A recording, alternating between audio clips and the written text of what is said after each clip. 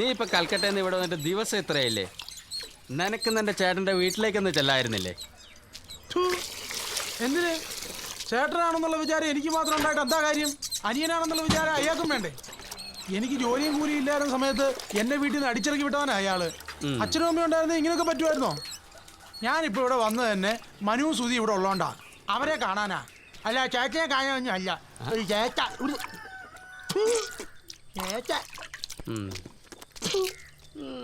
പറയുന്നവരെ കൂടെ ഞാൻ കൊടുത്തു.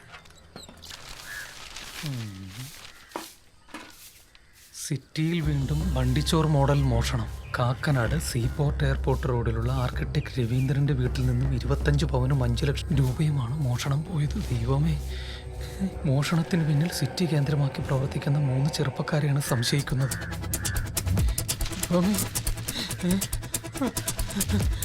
അയ്യോ, ഷർട്ടിട്ടില്ല.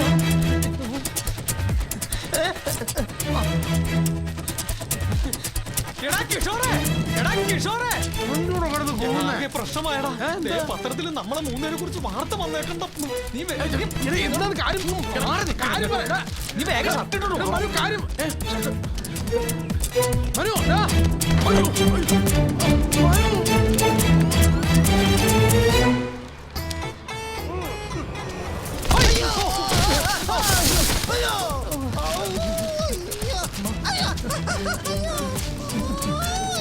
കണ്ടില്ല അവിടെ എന്റെ അയ്യോ, എപ്പ ഞാനിവിടെ വന്നാലും എന്റെ മേക്കിട്ട് കയറാനല്ലടാ നിനക്ക് നിന്റെ അപ്പനും പണിയുള്ളൂ.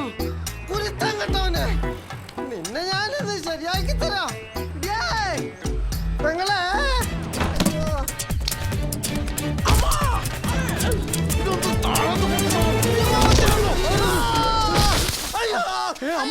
സോറി അമ്മാവാ, സോറി. മനു അയ്യോ, നീയൊക്കെ കൂടെ എന്നെ തള്ളിയിട്ട് കൊല്ലാൻ നടക്കുവാണടാ പിശാചുക്കളെ. ഇനി ആരെങ്കിലും ഉണ്ടോടാ? അമ്മോ, ഈ വീട്ടിൽ എപ്പോ വന്നാലും ഇതാണല്ലോ അവസ്ഥ. ഇങ്ങോട്ട് വന്നിട്ടല്ലേ, വരാതിരുന്നാ കുഴപ്പമില്ലല്ലോ.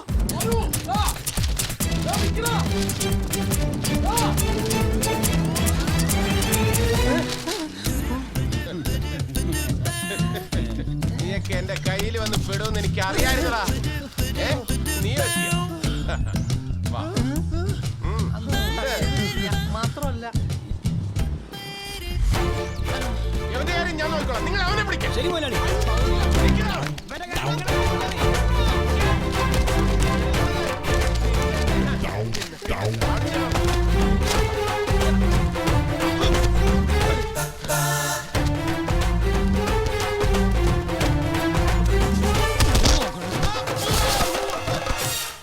മഹാദേവാ, എനിക്ക് മാത്രമായി ഇതെന്താ ഇങ്ങനെ?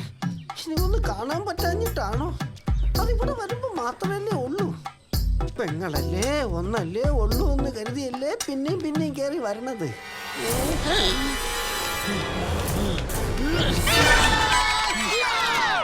എനിക്കിനി വയ്യ. എന്തോ ഭാഗ്യം കൊണ്ട് ഇപ്പൊ രക്ഷപ്പെട്ടത്. അയാളുടെ കയ്യിലെങ്കാൻ കിട്ടിയിരുന്നെങ്കിലേ കീറി പറിച്ച് കളഞ്ഞേനെ. ഒരു സൈഡിൽ അയാളും ആൾക്കാരും, വേറെ സൈഡിൽ കുറെ സ്വർണവും പണവും. അതിന്റെ പുറകെ ഒരുത്തന്റെ ഫോൺ വിളി.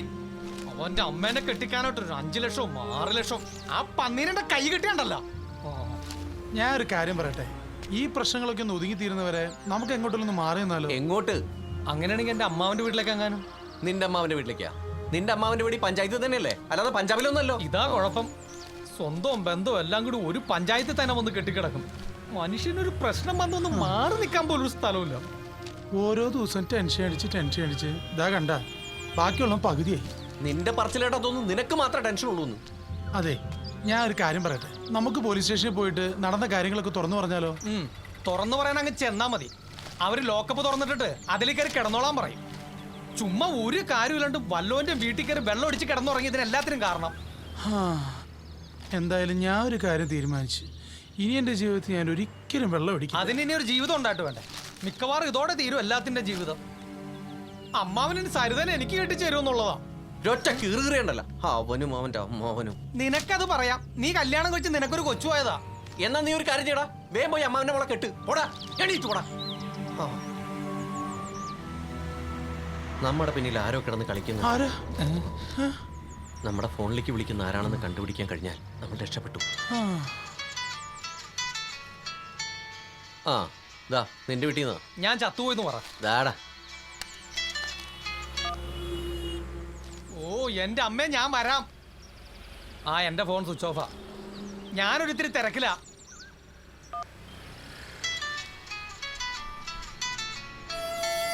എടാ ദേ ഇതാ നമ്പറാണ് തോന്നണ്ടാ.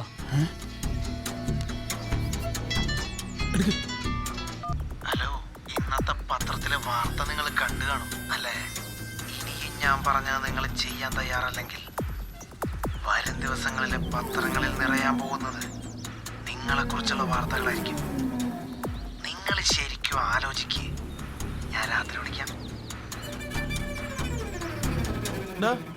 എനിക്കൊരു സംശയം, ഇത് അയാള് തന്നെയാണോ? ആര്? നമ്മൾ അന്ന് രാത്രി വെള്ളം അടിച്ച് കിടന്നില്ലേ, ആ വീട്ടിലെ അയാള്? അതെങ്ങനെയാടാ? അയാളല്ലേ നമുക്കെതിരെ പോലീസ് കംപ്ലൈന്റ് കൊടുത്ത് അയാളുടെ സ്വർണവും പണവും നമ്മളെടുത്തെന്നും പറഞ്ഞ്? അതല്ലടാ, ഇവൻ പറഞ്ഞാലും കാര്യമുണ്ട്. അയാളുടെ വീട്ടിൽ നീ പറഞ്ഞ സ്വർണ്ണ പണം മോഷണം പോയിട്ടില്ലെങ്കിലോ, ചിലപ്പോ നമ്മുടെ കയ്യിൽ നിന്ന് പണം തട്ടാനുള്ള അയാൾ കളിക്കുന്ന ഒരു കളിയാണെങ്കിലോ.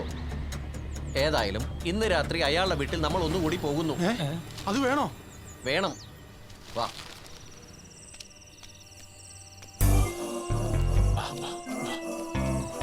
അതെ, നമ്മള് വന്നിട്ട് മണ്ടത്തിലൊന്നും കളിക്കരുത്. ഇത് കേറണമെങ്കിൽ ഇച്ചിരി ട്രിക്കിന്റെ ആവശ്യമുണ്ട്. ശ്രദ്ധിച്ചോണ്ടണം കേട്ടോ. നീങ്ങ മാറട, ഞാൻ കയറാം. നടക്കുന്നില്ല. ഞാൻ പറഞ്ഞില്ലേ, ഇവരേക്ക് എന്റെ കൈ പിടിച്ചങ്ങോട്ട് കേറിക്കോ.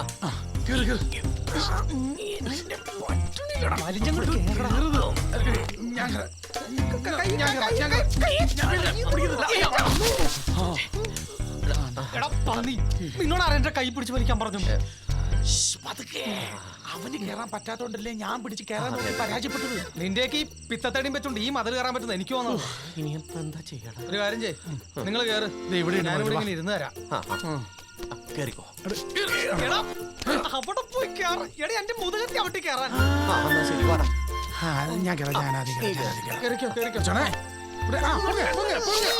നിനക്ക് എന്താ ആരോഗ്യം ഇല്ലടാ. എന്തെങ്കിലും പറ്റിയടാ? ഒരുമാതിരി കോപ്പിലെ പരിപാടി കാണിക്കുന്നത് കേട്ടോ. നീ എന്താ കാണിച്ച? ചേട്ടാ, എനിക്ക് പൊങ്ങാൻ പറ്റുന്നില്ല. പൊങ്ങാൻ പറ്റില്ലെങ്കിൽ പിന്നെ എന്റെ മുതുകത്ത് കയറിക്കണത് എന്റെ കൊല്ലാനാ? നീ ഒരു കാര്യം ഒന്നിരിക്കേ. എടാ, ഈ മതില് നല്ല ഹൈറ്റാ, കേറാൻ പറ്റുന്ന എനിക്ക് തോന്നല്ലേ. എന്നാലേ നമ്മളിങ്ങോട്ട് പോരുന്ന വഴിക്ക് ഒരു പൊക്കം കുറഞ്ഞ മതിൽ ഞാൻ കണ്ടായിരുന്നു. നമുക്ക് അവിടെ പോയി കയറിയാലോ? പറഞ്ഞേട്ടാ, ഇവിടെ നമ്മൾ അവിടെ ചെല്ലുമ്പോഴത്തേക്ക് അത് കയറാൻ പറ്റില്ലെങ്കിലാ? ഞാൻ പറഞ്ഞ കൂടി പോ. നമുക്ക് ഈ മതിലല്ലേ കേറണ്ടേ? കേറാ.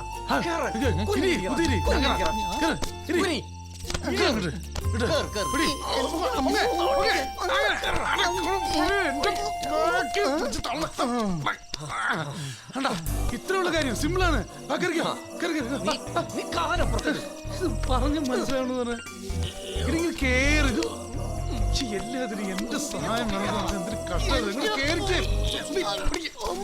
തടീനെ കൊണ്ട്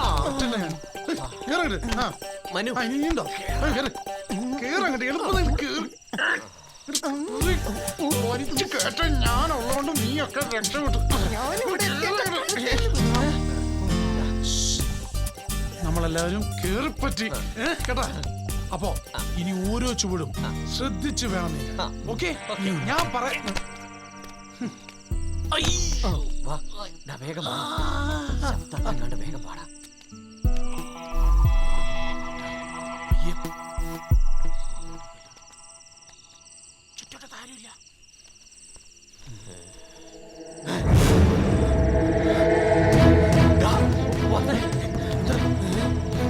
എടാ സുധി, അയാളാരെ കൊന്നിട്ടക്കാ. അയ്യോ അയ്യോ. എടാ ഓടിക്കോ, ഓടിക്കോ.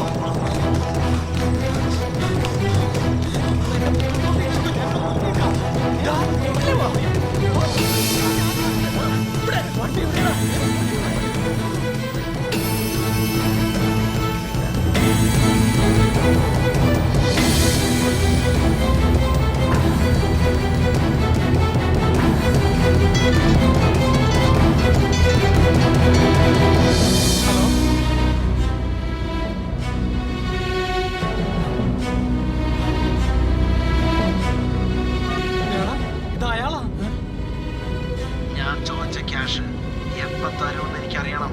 എടോ താൻ ആരാ? താനെന്തിനാ നിങ്ങളെ ടോർച്ചർ ചെയ്യുന്നേ? ഞങ്ങളല്ല സ്വർണ്ണവും പണം എടുത്തത്. നിങ്ങൾ തന്നെ അതെല്ലാം എടുത്തത്.